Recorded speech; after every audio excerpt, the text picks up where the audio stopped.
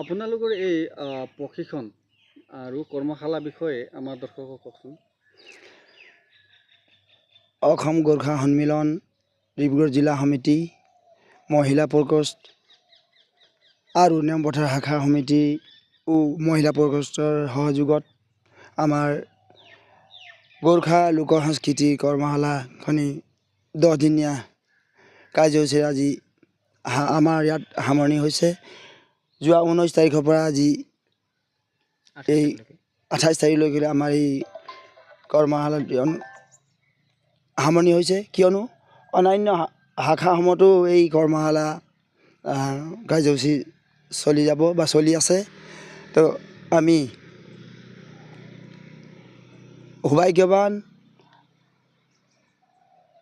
কলাশ্ৰী বিনোদ খনাল দেৱক এই কৰ্মশালাত প্ৰশিক্ষক হিচাপে পাই আমি নথৈ সুখী। আৰু আমাৰ গোৰ্খা জনগোষ্ঠীৰ বিভিন্ন নৃত্য যেনে লোকনৃত্য যেনে দেউচী, ভৈলী, মাৰুনী, সংগীনী, খুকুৰী নৃত্য, এনে আমাৰ কণ কণ শিশুৰ পৰা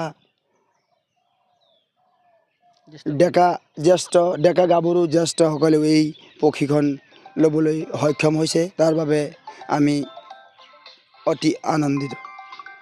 কি ক'ব, এই প্ৰশিক্ষণে আপোনালোকৰ এই কলা সংস্কৃতিক কেনেকৈ কিমান দূৰলৈকে আগুৱাই লৈ যাব বুলি আপুনি ভাবে? আমি এই প্ৰশিক্ষণে আমি মনত ভাবিছোঁ পৰ্যায়ক্ৰমে বিশ্ব দৰবাৰলৈ যোৱাৰ এটা আমাৰ পৰিকল্পনা আছে। আমাৰ গোৰ্খা সন্মিলন, অসম গোৰ্খা সন্মিলন ডিব্ৰুগড় জিলা সমিতিত প্ৰথমবাৰৰ বাবে আমাৰ এই শাখাবিলাকত এই কৰ্মশালা চলি গৈছে। আকৌ পুনৰ অন্যান্য জিলাসমূহতো এনেকৈ এই কৰ্মশালা কৰি যাব। গতিকে ভৱিষ্যতে আমি বিশ্ব দৰবাৰত এই আমাৰ গোৰ্খা জনগোষ্ঠীৰ যি কলা সংস্কৃতি অংশগ্ৰহণ কৰিব পাৰিম বুলি মই আশা কৰিছোঁ।